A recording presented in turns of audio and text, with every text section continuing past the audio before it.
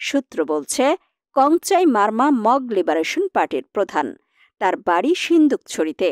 বছর দেড়েক আগে খাগড়াছড়ি জেলা সদরের শান্তিনগর এলাকায় সুজিতদের বাড়িতে পরিবার নিয়ে ভাড়া থাকতেন তিনি।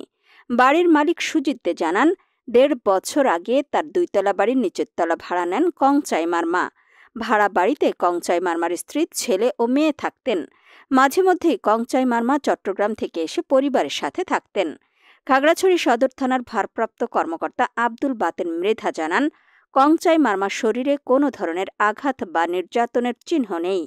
ধারণা করা হচ্ছে পালানোর জন্য লাফ দিতে গিয়ে হার্ট অ্যাটাকে মারা যেতে পারেন তিনি। এ বিষয়ে পুলিশ ও নিরাপত্তা বাহিনীর আইনগত প্রক্রিয়া চলমান রয়েছে। এর আগে ভোর ৬টার দিকে সেনাবাহিনীর সিন্দুকছড়ি জোন কর্তৃক মানিকছড়ি উপজেলার গাড়িটানা এলাকায় একটি অভিযান পরিচালিত হয়। এ অভিযানে ইসমাইল হোসেন নামে মগ লিবারেশন পার্টির একজন সশস্ত্র